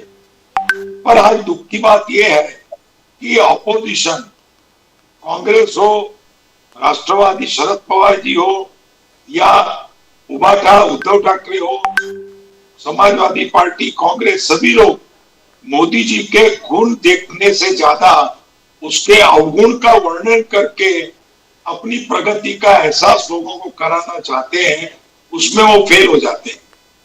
अब वो बात छोड़ दीजिए, पर मैं एक मुद्दे पे कहने आ रहा हूं कि अभी जो मुंबई और महाराष्ट्र की सारी कॉर्पोरेशन के इलेक्शन में जी जो समीकरण बदल रहे हैं वो बड़े ही पेचीदे हैं, बड़े ही विचित्र हैं। आम जनता की समझ में नहीं आने वाली ये चीजें लगती है ये टाइम में। एक बाजू पे मुंबई में हमारी राष्ट्रवादी कांग्रेस पार्टी युति के साथ नहीं है, इंडिपेंडेंट हम लोग सीटें लड़ा रहे हैं, इसमें भी बहुत ही अच्छी तरह से प्रभावी रीत से राष्ट्रवादी कांग्रेस पार्टी अपने को सेक्युलर बताने के लिए 20-25 मुस्लिम भाई बहनों को सीटें कॉर्पोरेशन की दी हुई है। वो भी एक चर्चा का विषय मुंबई में बना हुआ है। मुंबई में आज कम से कम 40-45 लाख गुजराती है, 8 से 10 लाख मारवाड़ी है, साउथ इंडियन है, यूपी के लोग हैं। पर इन सबको हमारे मुंबई की जितनी भी पार्टियां हैं वो निग्लेक्ट कर रही है, इंक्लूडिंग भारतीय जनता पार्टी। आज भारतीय जनता पार्टी के अंदर भी, राजीव जी मैं आपको एक बात बताना चाहता हूं कि घाटकोपर जैसा हमारे एरिया है, मुलुंड जैसा हमारा एरिया है, उत्तर मुंबई कांदिवली जैसा एरिया है, बोरीवली जैसा एरिया है, तो वहां जो पुराने बीजेपी के डिवोटेड वर्कर्स हैं जो काम कर रहे थे, जिन्होंने बीजेपी खड़ी की, उन बीजेपी के वर्करों को सीट नहीं दी गई।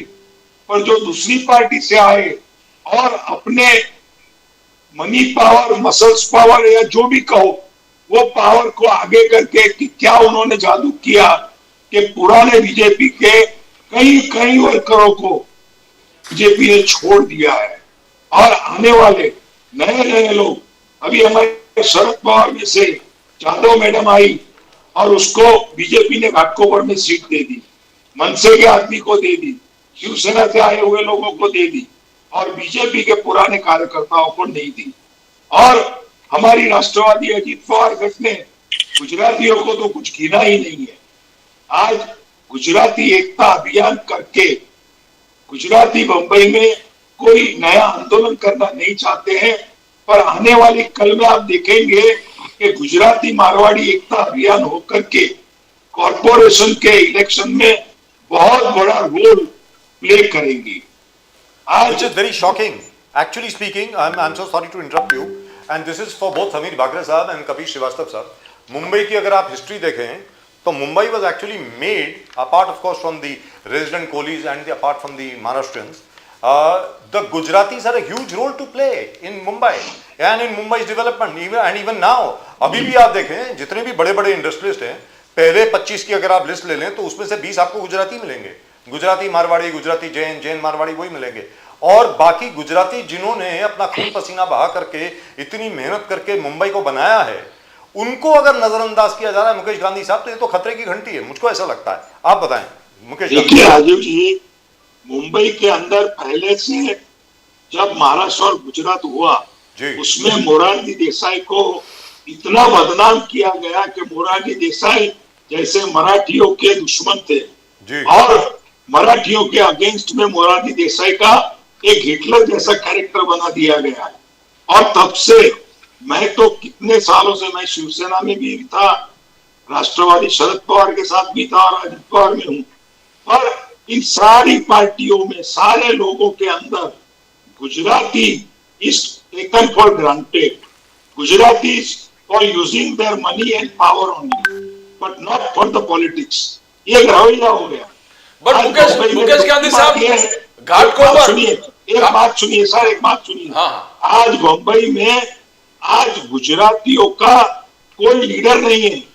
जो भी लीडरशिप करने गए वो उनको बीजेपी ने खत्म किया, राष्ट्रवादी ने खत्म किया और गुजरातियों का आवाज, गुजरातियों को कॉर्पोरेशन की सीट दिलाने का काम इन्होंने बंद कर दिया है। बट मुकेश गांधी साहब, दिस इज स्लाइटली आपको घाटकोपर सुनिए सर, घाटकोपर मुलुंड सब जगह आपके एमएलए सब गुजराती हैं। पहले मेरी बात पूरी होने दीजिए।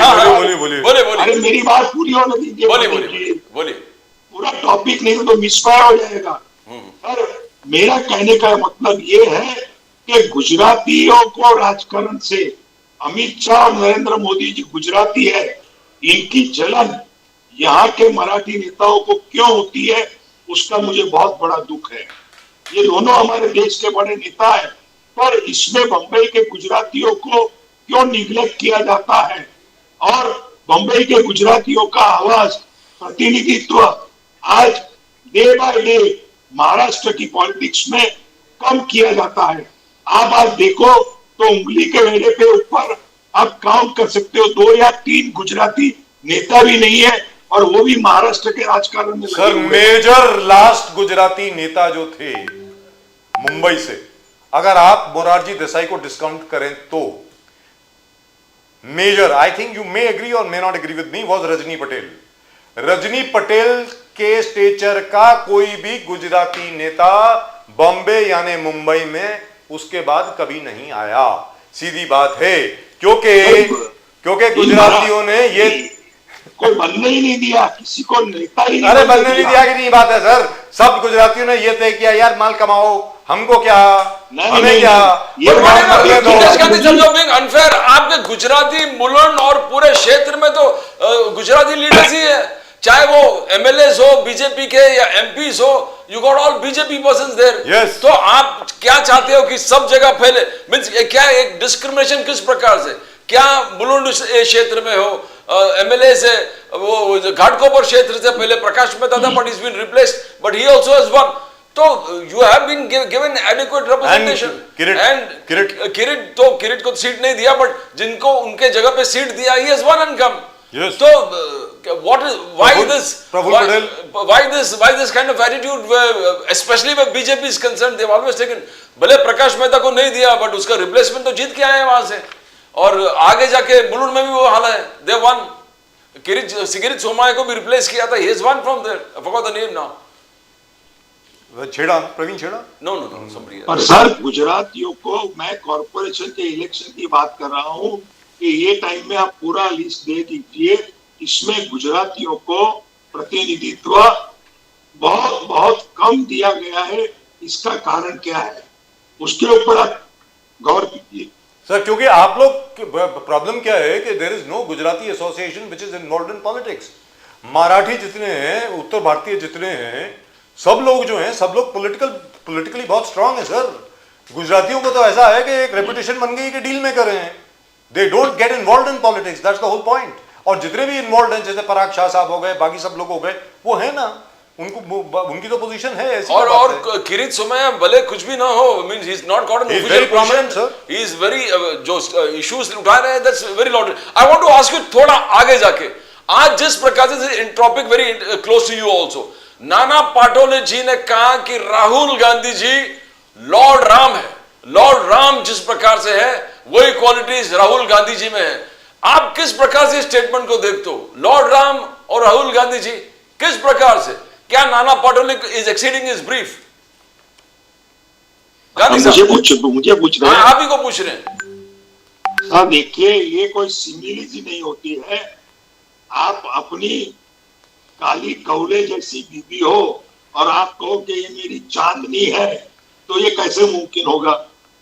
इस तरह से राहुल गांधी जी को श्री रामचंद्र जी के साथ कंपेयर करना एक बड़ी हास्यास्पद बात है। और मैं तो ये कहता हूं कि नाना पटेलों को क्यों राम जी की कंपैरिजन करनी पड़ती है? वो राम जी को मानते ही नहीं है, तो फिर क्यों राम राम करते हैं? आपको कंपेयर करनी है तो रावण के साथ कर लो, हमें कोई हर्जा नहीं है जी। तो उनका कहना है कि जितने बीजेपी समीर बाकर साहब है, सब कहते हैं कि राम मंदिर तक गए नहीं। जो व्यक्ति राम मंदिर जब पुनर्निर्माण था, पूरे था, फंक्शन था, उसको बॉयकॉट कर दिया, वहां पर अब तक गए नहीं। उनका कंपेयर, मुकेश गांधी साहब, कितना हाउ मच वेट है इस कंपैरिजन में? देखिए, ऐसा है कि राहुल गांधी के पूरे परिवार को कभी भी राम के प्रति प्यार नहीं हुआ है। जो राम के विरोधी है, जो मुलायम सिंह जैसे आदमी ने, जिसने हमारे हजारों हिंदुओं को सरयू नदी में बहा दिया, उनकी गंगा बना दिया, सर 18 ऐसे पॉलिटिशियनों को अरे नृपेंद्र मिश्रा जी थे आपके सेक्रेटरी, करना भी बड़ा गुनाह है। अरे छोड़िए, let me go to Kapil Shrivastava साहब। अच्छा प्रदीप भाई, आज जिनकी बात कर रहे थे, मनोज कोटक की बात कर रहे थे। मनोज कोटक, हाँ, मनोज कोटक जी रिप्लेस्ड किरीट सोमैया। अब कपिल श्रीवास्तव साहब, बार बार ये बात आती है, बार बार यही बात आती है, मुलायम सिंह यादव ने कार सेवकों को मारा। मैं तो था वहीं पे, मेरे खिलाफ तो केस हुआ है, उसके बाद कांग्रेस ने केस किया है मेरे खिलाफ, मुझे 2 दिन के लिए जेल भी भेजा उसके बाद। मैं आपसे ये बात, प्रदीप भाई आप एडवोकेट हैं, बिल्कुल बिल्कुल बिल्कुल जी हैं, और इत्तेफाक से मैं भी एडवोकेट हूं, और हम दोनों इस बात को जानते हैं, और राजीव भाई भी जानते हैं, मेरे ख्याल से हमारे अन्य मित्र भी जानते हैं कि ये देश संविधान से चलता है, और हमारे यहाँ जितनी भी विधियां बनी हैं, ये अपने ग्रिड नॉर्म से ही विधि मान्यता स्वीकार करती हैं। किसी भी सीआरपीसी उस समय चलती थी जी। तो मुझे आप ये बताइए, सीआरपीसी के अंदर गोली चलाने के आदेश देने का पावर किसको है? क्या मुख्यमंत्री में है? नहीं है। वो कार्यपालक मजिस्ट्रेट यानी अर्ध न्यायिक मजिस्ट्रेट ही उस सिचुएशन पे जो पोस्ट होगा, वो देखेगा कि हमें किस तरीके के बल का उपयोग करना है, और अगर उसे फायर का आदेश मजबूरी में देना पड़ा तो वो देगा, मुख्यमंत्री थोड़ी देता है। और मैं ये बात पूछना चाहता हूं कि उस नृपेंद्र मिश्र जी को, जो हमारे प्रमुख मुख्य सचिव थे, जिन्होंने लिखित रूप से आदेशित किया था कि अगर ये सिचुएशंस आती है अपने कार्यपालक मजिस्ट्रेट को, तो आप गोली चलाने का आदेश दे सकते हैं। और मामला क्या था? मामला ये था कि वहां सुप्रीम कोर्ट का स्टे था, और विधि का शासन यही है कि जो सरकार होगी वो सुप्रीम कोर्ट के आदेश का अनुपालन कामा बाई पुलिस स्टाफ सुनिश्चित करेगी। करेक्ट। और अगर इसको तोड़ने के लिए भारतीय जनता पार्टी और अन्य शरीके दल जो जानबूझ के हिंदुओं के उन बच्चों को जो अवयस्क थे, जिनको उकसाया, जिनको चढ़ाया, जिनको एक क्राइम करने के लिए प्रेरित किया और ले जाकर के गोलियों के सामने खड़ा कर दिया उस सिचुएशन। और उनके इंतकाल के बाद जब इनकी सरकार बनी, बहुत उस सरकार ना उनके घर गए, ना उनको मुआवजा दिया, ना उनको जो है मुआवजा दिया, ना उनको नौकरी दिया। मेरे बात बोल लीजिएगा, इनको रोकिए, आपको पूरा अवसर दिया जाएगा। नो, अब आप ये सोच लीजिए कि ये कैसी सरकार है। भारतीय जनता पार्टी की सरकार जो इस तरीके से उन कार्यसेवकों के गोली का भाजन बनवाई, उनके चिता भस्म पर खड़ा होकर के इसने अपनी सरकार बनाई, और एक के भी दरवाजे पर नहीं गया, और एक के भी दरवाजे पे जाकर के इन्होंने कोई मुआवजा नहीं दिया, इन्होंने कोई नौकरियां नहीं दी, और नृपेंद्र मिश्रा को राम मंदिर ट्रस्ट का अध्यक्ष बना दिया, और राम मंदिर उन्हीं के निर्देशन में बना, पुष्प तो पल्लवित हो रहा है। आप सोचिए ये किस तरीके की है। ये नेताजी पे कहते हैं कि नेताजी ने गोली चलवाई, और इन्होंने पद्म विभूषण दिया नेताजी को, जी दिया, गोली मरवाने के लिए कार्यसेवकों को। लेकिन ये तो अगर ये मैं बताइए, मान भी लूं तो आपने ये पद्म विभूषण गोली चलाने के लिए कार्यसेवकों पे दिया क्या? शर्म आनी चाहिए ऐसी लेकिन कपिल श्रीवास्तव साहब, एक और चीज है, नृपेंद्र मिश्रा जी जो हैं, आज की जो सरकार है उनके बड़े प्यारे ब्यूरोक्रेट है। Let's be very clear, he used to be TRAI chairman, if you remember, और TRAI चेयरमैन होने के नाते उनको 3 साल के लिए आगे कोई एम्प्लॉयमेंट नहीं होनी थी। एक ऑर्डिनेंस पास किया गया, so he could become principal secretary in the PMO। अब आप बोले sir, why is he such a favourite of this government? मैं उसका कारण है जी, नृपेंद्र मिश्रा जी ने जो अपना लिखित आदेश दिया था, वो भारतीय जनता पार्टी के लोगों से प्रेरित और अनुदेशित होते हुए दिया था, जिसका वो अब इस समय पगार पा रहे हैं। भाई सीधी सी बात। और वही नहीं, राम मंदिर के अपने फैसले में 1000 के पन्ने के फैसले में जो डिमोलिश किया गया, उसको क्रिमिनल एक्ट माननीय सुप्रीम कोर्ट ने माना है। वो तो बाद में हुआ था। इसलिए भारतीय जनता पार्टी एक क्रिमिनल एक्ट हमारे बच्चों से करा रही तो राम थी, मंदिर बन और गया ये सर। दोषी है उन बच्चों के। आप तो राम मंदिर बन गया। Let me go to right. So let me go to something. Kapil ji, यही राम मंदिर पर योगी जी ने आपको सलाह दिया है कि यू हैव, अखिलेश सरकार ने हमेशा राम मंदिर अयोध्या से इनकार, यानी दूर भागा हुआ है, नेवर गिवन जस्टिस। सनातन के खिलाफ रहकर आप राजनीति करेंगे तो लोग आपको वही, तो अखिलेश यादव जी को योगी जी ने आज ही इसी विषय पर सुना है कि you are always against Ram Mandir, आप अयोध्या के खिलाफ थे। कपिल जी देखिए, उन्होंने ये कहा है कि अयोध्या में राम मंदिर के खिलाफ हमारे चारों शंकराचार्य हैं। उन्होंने ये भी कहा कि शंकराचार्य भी अब हिंदू नहीं है, सनातनी नहीं है, वो पृथ्वी पर देवता नहीं है, क्योंकि वो चारों नहीं गए। उन्होंने आडवाणी जी के लिए भी कहा है। और आप मुझे एक बात बताओ, इनसे विधिमान्यता लेनी पड़ेगा क्या किसी सनातनी और पुरातनी को? आप मुझे बताओ, ये तो राजनीति के लिए भगवान राम को एम्बेसडर बना रखे हैं अपने लिए। Right, so let's go to Sameer Bagre साहब। इन्होंने हिंदू मिथाई के खिलाफ प्राण प्रतिष्ठा की है। मंदिर पूरा बना नहीं था और उसमें प्राण प्रतिष्ठा की है, ये शंकराचार्यों ने कहा है ये बात। दूसरा सर उस पे डिबेट है सर। सोमनाथ मंदिर में भी ऐसा ही हुआ था, पूरा मंदिर बना नहीं था, प्राण प्रतिष्ठा पहले हो गई। सोमनाथ मंदिर में भी अगर ऐसा हुआ था तो वो भी गलत है। वो हुआ था सर। या तो आप मैथाल जी को पूरा मानिए, और नहीं मानते तो मानिए कि आप राजनीति सर अलग अलग है ना। प्रॉब्लम ये सर, हमारे यहाँ तो हर चीज अलाउड है ना, किसी ना किसी ग्रंथ में कुछ ना कुछ मिल जाएगा जस्टिफिकेशन के लिए। इतने ज्यादा ग्रंथ है सर। कोई नहीं है, कोई जस्टिफिकेशन इस वजह से नहीं है। सुन लीजिए, अभी इन्होंने एक शंकराचार्य का नाविका जी ने वो किया था, इंटरव्यू किया था। राजीव जी, ये पूरा sir can I go? Sir वो कौन से, सर वो शंकराचार्य वो है सर जिनको रिकॉग्नाइज नहीं किया जाता। सनातन पे sir this is not a debate on the Ram Mandir sir, please. Kabir साहब, we'll have a proper debate on Ram Mandir. मुझसे पूछेंगे भाई साहब तो मैं आपको बता दूंगा। आई अंडरस्टैंड, मैं शास्त्रार्थ कर सकता हूं sir, no problem at all. अपने नेताजी को बताइए। Sir, I have no problem at all. सिखाइए। कपिल साहब, I have no problem. कर लीजिए, आप स्मृतियों पे कर लीजिए। कपिल अपने श्रीवास्तव अपने आज नेताजी किसी को भी व्यक्ति सिखाइए के सर पहले। शास्त्रार्थ करने के लिए बैठा हुआ है और धर्म पे शास्त्र करूंगा। अरे पहले सर, नेताजी को तो एक सिखाइए। समीर बागरे साहब, हमसे ज्यादा सनातन आप नहीं धर्म कर क्या पाओगे, है, आप नेताजी को शिवतांडव नहीं सुना सिखाइए। पाओगे। मैं शिवतांडव सुनाऊंगा। तो सर मैं आप दुर्गा जी का बीज मंत्र नहीं सुना पाओगे, आप गणेश जी का बीज मंत्र नहीं सुना समीर पाओगे। बाकरे सर, समीर बाकरे साहब के पास जाएं। प्राप्त नहीं कहोगे। आपकी इजाजत हो तो सर कपिल श्रीवास्तव you साहब, want- with your permission, may I go to You want- sir, one small second. May I go to Sameer Bakre साहब, 1 second sir. आप जिन शंकराचार्य जी का बात कर रहे थे ना sir, there are lots of people over here all over the country who don't even recognize that gentleman as a Shankaracharya. ये भी आपको बता दूं. बिल्कुल ठीक बात है। So in any event, but this is a very interesting debate. What you have raised is a very very interesting debate and we should have a full debate on this for a couple of hours. और वो तब भी debate खत्म होने वाली नहीं है, ये भी मुझे मालूम है। समीर बाकरे साहब आप कुछ बोलना चाह रहे थे, पहले वो बोलिए, फिर प्रदीप जी सवाल पूछेंगे आपसे। You wanted to say something, please go ahead sir. देखिए, एक राज्य के मुख्यमंत्री कानून व्यवस्था के लिए जिम्मेदार होते हैं, वो मुखिया होता है स्टेट का। Correct. अगर कोई अधिकारी और कोई अगर अपने मनमानी करे तो क्या समझ गया, मैं मेरा दूसरे चैनल पे सुनिए ना भाई साहब, सुनिए, पूरी बात सुनिए। सर, मैं बात भी सुनिए, चार्टर्ड जी, अकाउंटेंट सर, हूँ, आप सुन के वकील जाइए, हैं। सुनिए। मैंने भी लॉ पढ़ा है, मैं सर, भी एक chartered minute, accountant, cost accountant हूँ।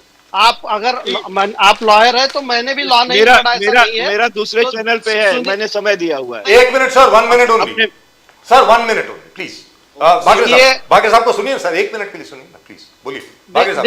देखिए, अगर कोई मुख्यमंत्री इतना ये नहीं है कि स्टेट में उसका कंट्रोल है, तो फिर कपिल जी ने कार सेवकों पे जो गोली चलाई, समाजवादी पार्टी ने ऑफिशियल माफी मांगनी चाहिए इनकी। हमने नहीं तो क्या चलाई, है माफी तो अरे तो माफी आपके मांगिए ना, प्रमुख आपकी मुख्य सरकार सचिव में ने हुआ है। चलाई, जिनको आपकी आपने सरकार उकसाया में था। कभी आतिक अहमद और आपके मुख्तार उस अंसारी पे अडवाणी गोली जी क्यों ने नहीं चली? जिन्होंने झूठ आपकी बोला, सरकार में ये आतिक टेररिस्ट अहमद और अटैक मुख्तार था, अंसारी पे ये गोली क्यों भारतीय नहीं चली? जनता पार्टी नियत के कार सेवकों द्वारा पे नहीं गोली किया क्यों गया है। चलाई गई? ये जो नियत है के कार टेररिस्ट सेवकों पे क्यों एक्ट गोली था, चलाई? आतिक अहमद पे क्यों नहीं चली अडवाणी गोली? ने कहा। आतिक अहमद पे और क्यों गोली नहीं सीबीआई चली कभी का आपके था, सरकार के द्वारा? सीबीआई के पहले माफी अध्यक्ष मांगिए, भारतीय कार सेवकों पे जनता गोली पार्टी चलाने के लिए के माफी नेता मांगिए। पीतम्बरा कार से लेकर सेवकों के पे गोली और चल- देखिए और राजीव सारे जी, बड़े किसी को नेताओं बोलने ने नहीं देते। एफिडेविट दिया है ये कि इनको तो जिसमें ये डिमोलिश कोर्ट किया में गया, कैसे वहाँ पे दलील उनके करते लोगों But the लोग? fact is, sir, उन लोगों ने नहीं उकसाया है। कपिल श्रीवास्तव साहब, सही है, कपिल श्रीवास्तव साहब, but the fact is, से लगे हुए हैं। तो आदत डालिए। आपके Sir, you आप did not भी apologize also. लगे हुए हैं। डालिए, वन साइड नहीं होता है, डायलॉग आपके होता है। कपिल हिंदुओं साहब, को खून श्रीवास्तव से साहब, लगे हुए हैं आप। शिवानंद साहब, एक मिनट श्रीवास्तव सुनिए, साहब, हिंदुओं you did not suspend Nriपेंद्र Mishra. एक मिनट सुनिए। अरे बाकरे साहब मांगिए, सुन तो पहले लो। कार सेवकों पे गोली चलाए, उसके लिए चलिए, थैंक यू क्यों वेरी नहीं मच माफी सर। मांगते हैं आपकी सरकार? नहीं मांगेंगे सर, क्या बात कर रहे हैं, उन्होंने तो क्रेडिट लिया है। कपिल श्रीवास्तव साहब नमस्कार, थैंक यू। क्या बोलते हैं सर आप? क्या Mulayam Singh Yadav ji he in fact as far as I know he took credit for it कि देखो मैंने बाबरी मस्जिद बचाई है, 1989 की बात है सर। क्या बात कर रहे हो? मैं तो अयोध्या में था ना उस दिन, मुझे मालूम है सर। और अभी तक आप वो जो वीडियो देखेंगे ना, प्राण जाऊ पर वचन न जाऊ, उसमें मेरी आवाज है।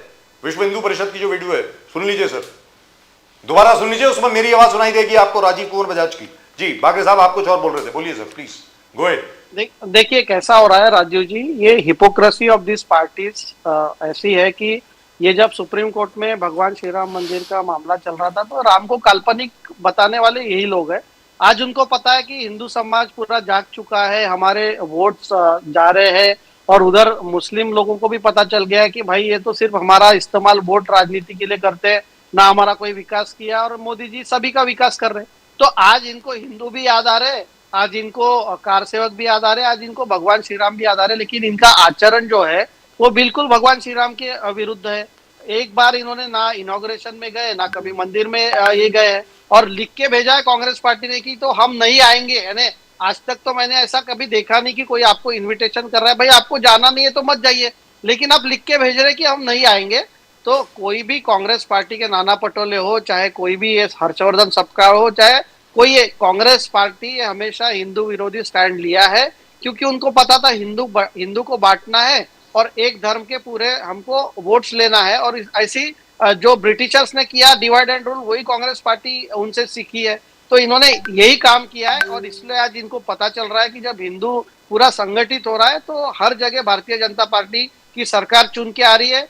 और दूसरे जो लोग हैं, चाहे वो मुस्लिम धर्म के भी हो, उनको भी पता है हमारा विकास कौन कर रहा है। सिर्फ वोट बैंक की राजनीति के लिए मुस्लिम समाज का इस्तेमाल कांग्रेस और Sir, here I must clarify. I just want to ask you, Rahul, Pratibha, one second, just very important, Yes. very important. because it concerns Ayodhya. Ayodhya is very close to my heart, very close to the heart of everybody. Sir, Mulayam Singh Yadav Sahab took credit for the firing. Let's be very clear. That's exactly what I was trying to explain to Kapil Srivastava Sahab. आप नृपेंद्र मिश्रा जी को blame कर रहे हैं, तो आपने credit क्यों लिया भाई?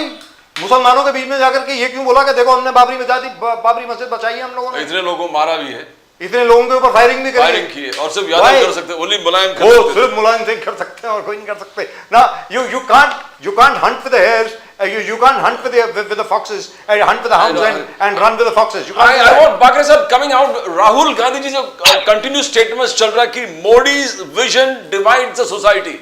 Rahul Gandhi ji, Modi's vision divides the society. BJP is capturing all independent institutions.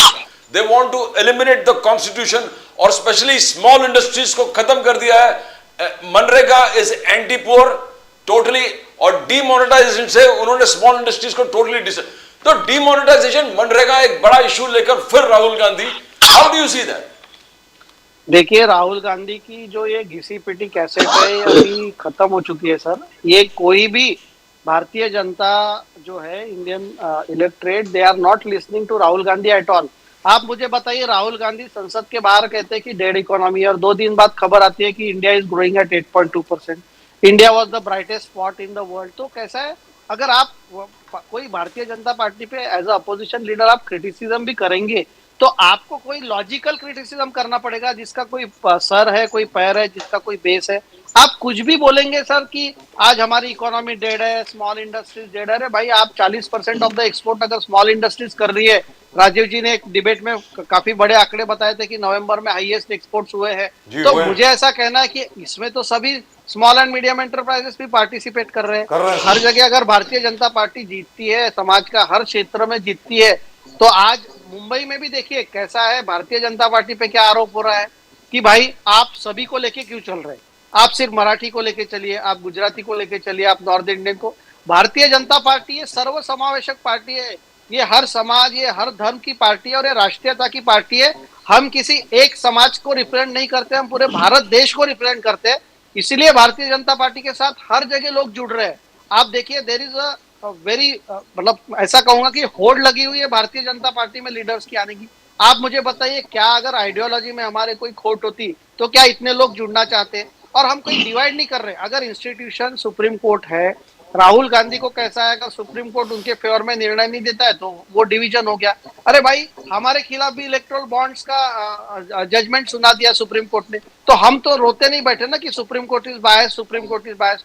जो highest court of the country है वो अपने विजडम में और एज पर लॉ जो निर्णय देता है वो हम सबको मानना है। तो अगर आपके फेवर में अगर निर्णय नहीं आता है, और राजीव जी देखिए, लेफ्ट जो एक्सट्रीम इकोसिस्टम है, इनका यही काम है कि अगर कोई इंस्टीट्यूशन इनके फेवर में नहीं आता है तो उसके ऊपर लांछन ये करो, उसको बदनाम करने की कोशिश करो, जनता के मन में उसके प्रति एक घृणा का भाव तैयार करने की कोशिश करते। तो मेरा ऐसा मानना है, राहुल गांधी जो कह रहे हैं डिवीजन है, तो वो खुद डिवाइड करते हैं। उन्होंने कहा कि आर्मी में भाई 10% लोगों का कब्जा है, फिर जात पात की बात करते। क्यों वो एक धर्म के बारे में नहीं बात करते कि यहाँ पर भी प्रॉब्लम्स है? वो सिर्फ हर चीज हिंदू धर्म में प्रॉब्लम बताते। अरे मुस्लिमों का भी सबसे सच्चर कमेटी में तो सबसे ज्यादा ग्रोथ उन्होंने गुजरात के अंडर की है, तो ये कभी नहीं बताते। और उनके राज में सबसे ज्यादा दुखी और अंडर डेवलप्ड मुस्लिम कम्युनिटी रही है।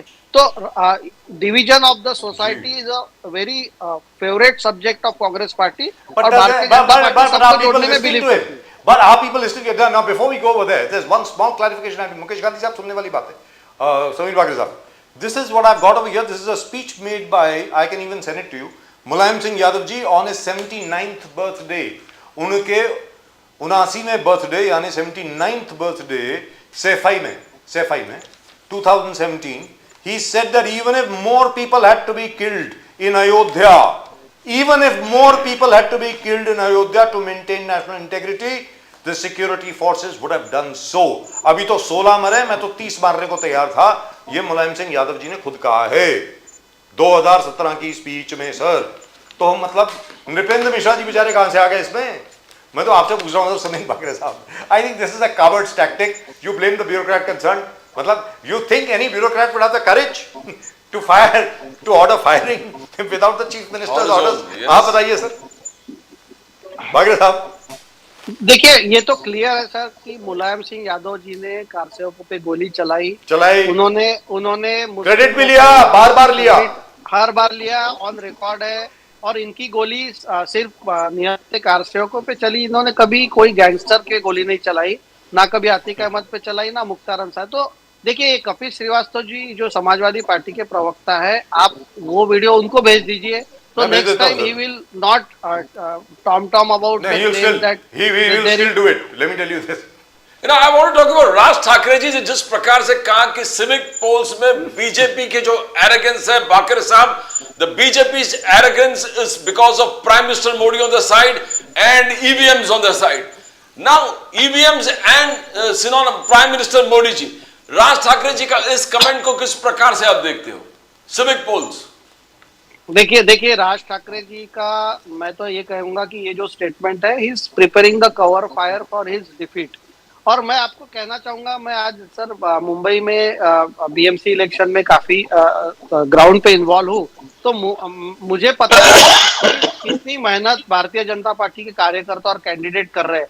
अगर भाई ये ईवीएम अगर ऐसा रहता तो हम लोग कभी जमीन पे दिखते ही नहीं। आप आइए, कोई भी वार्ड में आइए, भारतीय जनता पार्टी का जो कार्यालय है या जो उनकी एक्टिविटीज चल रही है, तो हमको ईवीएम सेट कर रहा है, तो हम घर में बैठ के आराम से टीवी देखते बैठेंगे, मूवीज देखते बैठेंगे, क्यों ग्राउंड पे हम इतनी काम करेंगे। तो देखिए ये एक मतलब this is statement of the loser I can say. राज ठाकरे जी का संगठन को उन्होंने कभी मजबूत नहीं किया, ना उन्होंने पार्टी को कभी मजबूत किया। जब उनकी पार्टी लॉन्च हुई थी तो there was a traction among some people, he didn't do any organisation development उसको एनकैश करने के लिए, और बाद में उनकी पार्टी धीरे धीरे मतलब की गई। और आज कैसा है कि कुछ मराठी मीडिया के जो एंकर्स और एडिटर्स हैं, उनके कारण राज ठाकरे का एक मतलब क्या कहते हैं कि वो भाषण टीवी में दिखाते हैं, एक जी, उनका जी। एक इकोसिस्टम बना हुआ है मुंबई के उनके कुछ एडिटर्स के साथ, और इसलिए राज ठाकरे को टीवी पे जिंदा रखते हैं। जमीन पे राज ठाकरे जो है, मनसे के कोई कार्यकर्ता आपको नहीं दिखेंगे। सिर्फ मनसे के कार्यकर्ता कब दिखेंगे? जब कोई परप्रांतीय गरीब हिंदू हो या बिजनेसमैन हो, उसको गुंडागर्दी करने के लिए दिखेंगे। तो अगर आपको कोई मराठी मानुस के लिए काम करना था तो who has stopped you? Bharatiya Janata party Hindutva के लिए अगर काम कर रही है तो 60-60, 70-70 साल से लगी है ना सर। ऐसा नहीं कि हम किसी मुसलमान को मार के हमने हमारा हिंदुत्व बोला है, तो हिंदुत्व के लिए हमने काम किया है। तो अगर मराठी मानुस के लिए भारतीय जनता पार्टी ने काम किया है, देवेंद्र जी ने काम किया, वो तो दिखता है। मतलब हमको जब मैं अभी ग्राउंड पे देख रहा हूँ तो लोगों को ये पता है कि मुंबई का विकास और मुंबई की डेवलपमेंट सिर्फ और सिर्फ देवेंद्र जी के नेतृत्व में हो सकती। प्रधानमंत्री मोदी जी तो हमारे नेता है ही, उनके डायरेक्शन में ही हो रही है, लेकिन जो देवेंद्र जी को जो एक एग्जीक्यूशन का एक उनका अनुभव है, एक समझ है, ब्यूरोक्रेसी से जो काम निकालना है और बाकी लॉ समझ के वो काम करते। सर मुंबई कर के लाइफ में जो चेंज लाने वाले देवेंद्र जी है। तो आज बीएमसी Yes, चुनाव sir. में भारतीय जनता पार्टी हमारे बहुत Sir, the BJP is in a very strong position. I have also said so. I've said so again and again and again. Right here on this show, it will be very difficult to stop the BJP from winning the BMC election. I just want to ask- मैं sir, yeah. 1 second. जो अभी अभी बात करी थी समीर बाकरे जी ने, उसके बाद हम जाते हैं मुकेश गांधी साहब के पास। समीर बाकरे जी एंड मुकेश गांधी साहब, some good news and very good news indeed on New Year's Day for all our viewers. Sir अभी तक क्या था? अप्रैल टू नवंबर हमारे जो एक्सपोर्ट्स हैं which are 562.13 billion, $562.13 billion, representing a growth of 5.43% over the same period in 2024. Sir, I can give you a figure right now for December, estimated figure. In all likelihood, we will cross it. The estimated figure for December, from April to December 2025, is $650 billion, which is an increase of 7%. Increase of 7%, Sameer Bagre Sahab. And the exports in November to the USA showed an 11.4% increase from the same period in 2024. नवंबर में हमने ज्यादा export करी हैं sir USA को in spite of Trump tariffs, which I think is amazing. I don't know why people don't talk about it. As I've said again and again and again. ठीक है, आप argue कर सकते हैं department of statistics से कि यार GDP तुम्हारा, तुम क्या बेस ईयर चेंज कर देते हो, ये कर देते हो, वो कर देते हो वगैरह, वो सब छोड़िए। मेरा ये कहना है, how you can't fake exports sir, उस पर तो जीएसटी आता है, उतना तो यू हैव, उतना तो खिसे में आएगा ना sir. How will you fake that? Now that is terrible. Sir, Mukesh Gandhi साहब, जो बात आपने कही, बीजेपी और एकनाथ शिंदे साहब की सेना इकट्ठे लड़ रही है और लग ये रहा है कि 229 में से मुझे लग रहा है तकरीबन 150 आपके पास आने वाली है, मतलब उनके पास आने वाली है, आपके पास नहीं। तो क्या जीतने के बाद आप एनसीपी पता नहीं कितनी सीटें जीतेंगी? अभी तक आपका रिकॉर्ड रहा है मैक्सिमम आपने 10 सीटें जीती हैं आज तक। इस बार कितनी जीतेंगे मुझे मालूम नहीं है। तो नवाब मलिक साहब की जो फैमिली है उनके 4 सीटें आएंगी, 4 टिकट मिली है उनको। वो जीतने के बाद क्या will they support the BJP mayor or will they sit in opposition? Gandhi साहब। सर मुझे तो लगता है ये कोई बड़ी गेम बनी हुई है। बीजेपी के साथ युति नहीं करके एज ए इंडिविजुअल मैं कहना चाहता हूं कि हमारी पार्टी ने अच्छा डिसीजन नहीं लिया है, क्योंकि हम जब सरकार में साथ में हैं तो हमको ग्राउंड लेवल में भी अलग इलेक्शनों में भी साथ में रहना चाहिए। पर पार्टी की जो जोड़ तोड़ की नीति है वो नीति बीजेपी के साथ मिलकर के बनी है कि नहीं वो मुझे पता नहीं है, पर जो नीति बनी है और जिस तरह से नवाब मलिक के अंडर में पार्टी का इलेक्शन चला रहा है वैसे वो सना मलिक चला रही है, नवाब मलिक जी नहीं चला रहे हैं। तो ये इलेक्शनों में सबको प्रतिनिधित्व देने का प्रयत्न किया है, पर उसमें सिर्फ गुजराती मारवाड़ी लोगों को टोटली निग्लेक्ट किया गया। But you मुकेश गांधी साहब, you are also confusing. Sharad Pawar साहब, अजित पवार साहब, नीति क्या है? पुणे, पिंपरी चिंचवड़ में हम विकास के लिए साथ में आएंगे, मुंबई में हम अलग लड़ेंगे। शरद पवार साहब मुंबई में एमवीए के साथ, वहां पिंपरी चिंचवड़ पुणे में अजित पवार के साथ। ना आपका पॉलिसी किस प्रकार से? हर बात में अजित पवार बोलेंगे ना विकास के लिए हम कर रहे हैं ना, इट डजंट जस्टिफाइड ना। विकास के लिए तो जुड़ी जाओ ना, मर्जर करके खत्म ही कर दो ना विकास के लिए। सिर्फ पिंपरी और पुणे में, पिंपरी चिंचवड़ और पुणे में विकास हो रहा है क्या? पूरे देश में विकास हो रहा है, तो विकास के लिए आ ही जाओ मुकेश गांधी साहब साथ में। सर बात ऐसी है, मैंने आपको पहले भी कहा था कि दोनों पवार एक ही है, अलग नहीं है।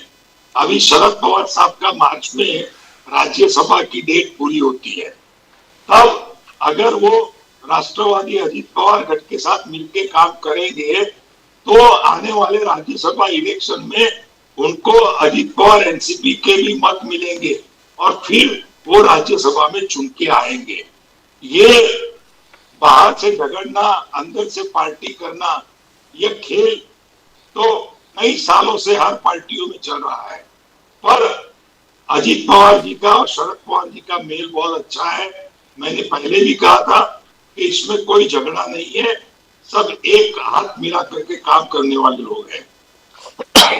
बाकरा साहब, final word from you. Mohan Bhagwat ji का जिस प्रकार से स्टेटमेंट रोज आ रहा है, कभी कह रहे हैं कि हिंदुत्व है, हिंदू राष्ट्र है, कोई कॉन्स्टिट्यूशनल अप्रूवल नहीं चाहिए। आज उन्होंने कहा Hindu should unite beyond caste and wealth. कम तो किस प्रकार से एवरी डे एक स्टेटमेंट जिस प्रकार हिंदुत्व के लिए आ रहा है, how do you see that?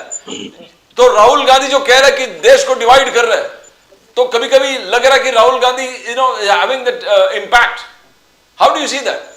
Mohan Bhagwat, देखिए हमारे परम पूज्य डॉक्टर मोहन जी भागवत जो कह रहे हैं, देखिए आप उसका एक लार्जर कॉन्टेक्स्ट है, और उन्होंने पहले भी कहा है कि जो हमारे देश के नागरिक है सब वो हमारे राष्ट्र के नागरिक है, हम किसी को अलग नहीं मानते। और ये बार बार कहा जाता है कि Hindutva is a way of life. Hindu जो अपना कल्चर है, रिलीजन है, ये एक सर्वसमावेशक है। और आप देखिए अगर बांग्लादेश में जो हो रहा है, क्या वहां पर जात पूछ के किसी को मारा है क्या? आज दीपू चंद्र दास की जो मौत हुई है वो किस समाज से आते हैं? तो अगर ये वहां पर अगर डिवाइड करने के लिए हमारे देश में अगर हिंदुओं को डिवाइड करके वो वोट बैंक की राजनीति राहुल गांधी करना चाहते, और देखिए कैसा है, मैं तो ये कहना चाहूंगा कि हमारे देश के सभी लोग यूनाइट होने चाहिए। और हिंदू समाज में इसलिए यूनिटी जरूरी है क्योंकि आज अगर पूरे देश को सेक्युलर रखना है तो हिंदू समाज एकत्रित होना जरूरी है। बिकॉज अदरवाइज ये क्या होता है, ये अपीजमेंट की राजनीति चालू हो जाती है जो हमने इतने साल देश ने उसका खामियाजा भुगता है। तो डॉक्टर मोहन भागवत जी जो कह रहे हैं, it has a larger context, he is against every caste system. और आरएसएस ने तो पहले दिन से कास्ट सिस्टम को नहीं माना है। तो हमारे यहाँ तो किसी को जात पूछ किया, किसी का ये पूछ के नहीं किया था, जो स्वयंसेवक है वो स्वयंसेवक है। तो हमारे सम्माननीय जो मोहन जी कह रहे हैं वो भारत देश की अच्छाई के लिए कह रहे हैं। और राहुल गांधी अदर साइड में आप देखिए, वो डिवाइड करना चाहते हैं। वो आर्मी से लेके सुप्रीम कोर्ट से लेके हाई कोर्ट से लेके समाज के हर क्षेत्र में हिंदुओं को डिवाइड करना चाहते। तो एक डॉक्टर मोहन जी भागवत हमारे वैचारिक संगठन से है, और वो कोई राहुल गांधी के स्टेटमेंट के लिए रिस्पॉन्ड नहीं कर रहे। He has been saying this things for so many years, और उसका ही नतीजा है कि हमारा भारतीय समाज और जुड़ते जा रहा है। और जब तक हम लोग पूरा एकीकरण नहीं करेंगे पूरे समाज का, तो हमारा देश विकसित कैसे होगा? अगर समाज में डिविजन है तो विकसित भारत नहीं होगा।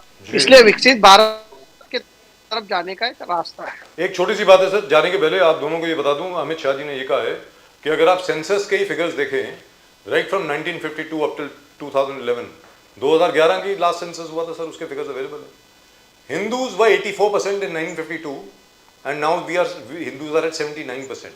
Muslims were at about 7 or 8% in 1952 and today Muslims are at 16%. तो उन्होंने ये कहा है इसमें ऐसा नहीं है कि फर्टिलिटी ग्रोथ है, इसमें ये नहीं है कि ज्यादा बच्चे होते हैं, which is not true. What he has said is that is because of infiltration. कि घुसपैठ की वजह से ये फिगर ऐसा आया है अभी।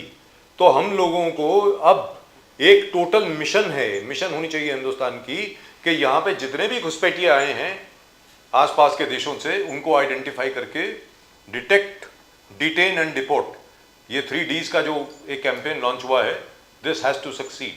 पहले मुकेश गांधी साहब आप, और उसके बाद final word from Sameer Bagre साहब। आप बताएं सर। मुकेश गांधी साहब।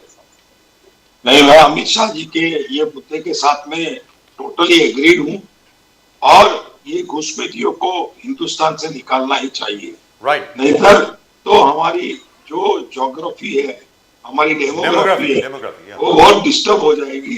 That is right. तो मैं अमित शाह जी के स्टेटमेंट के साथ में 100% सहमत हूँ। बागरे साहब प्लीज। देखिए, अमित शाह जी का स्टेटमेंट बहुत इंपॉर्टेंट है। Demography is destiny. हमने पूरे दुनिया भर में देखा है कि जहाँ डेमोग्राफी चेंज हुई वहाँ डेस्टिनी भी चेंज हुई है। और इसलिए वेस्ट बंगाल का जो इलेक्शन है वो भारतीय जनता पार्टी को सिर्फ एज अ स्टेट करके, कोई हमारे को एक राज्य एडिशनल चाहिए इसलिए हम नहीं लड़ रहे। हम ये लड़ रहे हैं कि देश की सुरक्षा खतरे में है। वहाँ के कुछ डिस्ट्रिक्ट्स में आधार कार्ड बनते जा रहे हैं, कुछ area of the border fence नहीं हो पा रहा है। तो these are all very very important issues for the nation. और अमित शाह जी का स्टेटमेंट उसी कॉन्टेक्स्ट में, और we are sure that Bengal की जनता इस बार साथ देगी और एक हम परमानेंट इलाज घुसपैठियों का कर पाए, इस तरीके से हम पूरा प्लानिंग करेंगे। Thank you very much, gentlemen. Great pleasure talking to you and Thank you. Very happy New Year, sir, दोनों को। और सब दर्शकों को बहुत बहुत बहुत बहुत बधाई, शुभकामनाएं नव वर्ष की। और समीर बागरे साहब, आप तो कभी ऑफिस आए नहीं है आजकल, आप मुंबई में हैं, कभी घूमते घामते आइए। Next week I am going to come to your office. Please come, sir. Please come to BKC. It will be a pleasure to have coffee with you. Mukesh Gandhi साहब, you are always welcome. Please come. Thank you. Thank you. Thank you very much. Thank you very much. Bharat Mata की जय, Vande Mataram. Thank you. Right, but Pradeep ji, the fact remains what Amit Shah ji has said. He's basing it on on basic numbers, and all these censi or census were conducted during Congress governments, and the last census was conducted in 2011 when Dr. Manmohan Singh was in power. Now that clearly says that the so-called Hindu majority population has come down from 84%. It has come down to 79%. Now that is dangerous in the sense that you look at any Muslim majority country, there is no democracy as we know it. There are elections in certain places. There are elections, but all non-Muslims, for example, even in Southeast Asia, there are Muslim majority countries which are somewhat secular, but the non-Muslims are allowed to vote only in non-Muslim constituencies. उनका ये है कि भाई ये आपकी constituency, आप यहाँ vote करेंगे। Government is always found by the Muslim voter. So the Muslim voter is an A grade category voter, the rest are below. So effectively, out of the 57 Muslim majority countries in the world, there is not a single Muslim majority country anywhere in the world which has got actual democracy. No democracy. Actually, there's no democracy. There's no democracy there. There is no democracy at all. So all I'm saying is, India is a democratic country today, and many Muslims and all other people also agree, only because it is 80% Hindu. अब तो 80% का 79% हो गया, अब पता नहीं कितना हुआ, मुझे मालूम नहीं है। 80% हिंदू हैं, इसलिए आज की तारीख में भारत जो है वो एक लोकतंत्र है। अगर मान लीजिए यहां पर ऐसा नहीं होता तो हमारा हाल भी पाकिस्तान वाला होता, या बांग्लादेश वाला होता, या तुर्की वाला होता, या क्या है वो ओमान, कतार और एब्सोल्यूट अनरेस्ट से भरा हुआ, मारपीट से कंटिन्यूस है every day. What's happening in Bangladesh? The past 1.5 2 years you only got riots, you got unrest, people out on agitation, कभी जेन जी का करके, but the whole country is in boil, it's in unrest, total unrest, तो सबसे बड़ी बात volatile situation। तो सबसे बड़ी बात क्या होती है प्रदीप जी, जैसे बांग्लादेश में आप जो है, आप सब लोगों का गुस्सा जो है, फॉर एग्जाम्पल बेरोजगारी है, कीमतें बहुत बहुत बढ़ी हुई हैं, काम है नहीं, पैसा है नहीं, तो सब में गुस्सा है, तो व्हाट डू, यू फोकस, वो आप ध्यान केंद्रित करा दीजिए उस माइनॉरिटी का। वो हिंदू है ना, वो तुम्हारा पैसा लूट रहे हैं, वो तुम्हारी नौकरी लूट रहे हैं, तो आप उधर मार दीजिए। क्यों? क्योंकि हिंदू बहुत कम है। As far as people say that BJP is trying to do the same thing here, they can't, because Muslims here are almost 25 crore. 25 crore की आबादी किसी भी परिभाषा से अल्पसंख्यक नहीं हो सकते साहब, ये मेरा मानना है। 25 crore Muslims cannot be called a minority. At best, they are the second largest majority. ये मान करके चलिए, दूसरे नंबर के बहुसंख्यक हैं। जहां तक मुसलमानों का सवाल है, मुसलमानों की आबादी का सवाल है, तो उससे क्या होगा, मैं ये मान करके चलता हूं, नंबर एक तो माइनॉरिटी कॉम्प्लेक्स जो है मुसलमानों में वो खत्म हो जाएगा। दूसरा, this whole system of minority this minority that, अल्पसंख्यक, ये खत्म होना चाहिए। अरे मुसलमानों में 72 फिरके हैं भाई, 72, और एक दूसरे से कभी भी किसी की बनती नहीं है। आज भी देख लो, पाकिस्तान में, बांग्लादेश में, ईरान में, सऊदी अरब में शिया सुन्नी दंगे होते ही होते हैं सर, क्या बात कर रहे हैं आप। सिर्फ अकेला हिंदुस्तान है जहां पे मुसलमानों के पूरे 72 फिरकों को अपने तरीके से इबादत करने की पूरी आजादी है। संविधान देता है आजादी, और किसी देश में नहीं है। विच इज वाई, ये वजह है कि बहुत इस्लामिक स्कॉलर जो हैं वो ये कहते हैं कि अगर कोई धरती पर जन्नत है मुसलमानों के लिए, वो हिंदुस्तान है। सल्लल्लाहु अलैहि वसल्लम ने भी ये बोला है कि हिंद से मुझे ठंडी हवाएं आती हैं। क्यों बोला? क्योंकि he knew, even at that time he knew, अगर मुसलमान कहीं सुरक्षित हैं तो सिर्फ हिंदुस्तान में है। And political pundits all over the world say that India is a democracy because majority of the people are Hindus. That's right. So, but at the end of the day, all I'm saying is, Pradeep ji, we must have a discussion on what Amit Shah ji has said, especially with regard to the census figures. So, all I'm saying is, wherever the demographics of a country have changed, the system has also changed. The country has also changed. And newer countries have been formed. And why did he say that? Amit Shah ji ने justification दिया है कि मैंने ये क्यों बात करी है। मैंने इसलिए बात करी है क्योंकि पहले बांग्लादेश, इंडिया और पाकिस्तान एक ही देश हुआ करते थे। इंडिया तो मजहब के आधार पर, रिलीजन के आधार पर पहले देश का बंटवारा हो चुका है। इसलिए बहुत जरूरी हो जाता है ये बात करना, कहीं दोबारा ना हो जाए। Let's be very clear, it should not happen again because it's happened once before.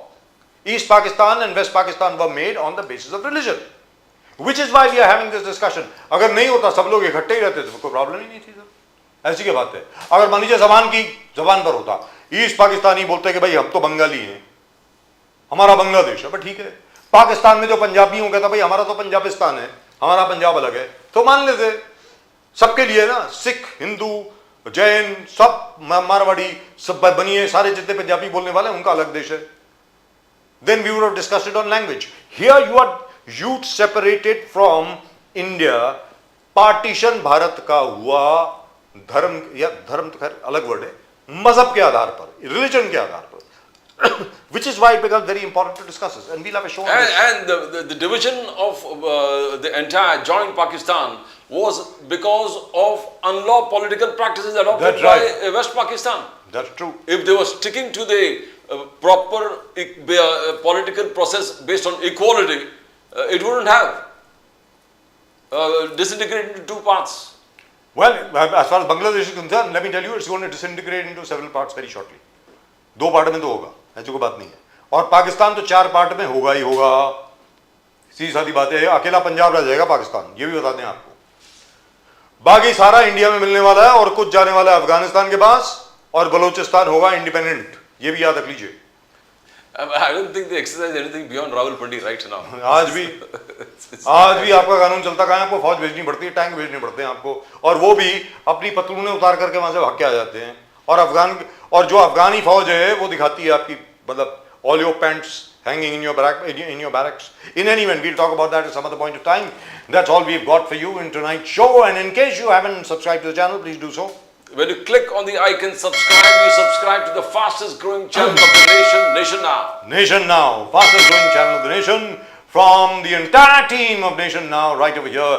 Very, very, very happy New Year to all of you, to the entire world. Happiness, joy and peace to the world. Pradeep ji और मेरी तरफ से आप सब लोगों को नमस्कार। जय हिंद, जय महाराष्ट्र, जय भवानी, जय शिवाजी, वंदे मातरम। Vande Mataram. भारत माता की जय, जय हिंद। Jai Hind.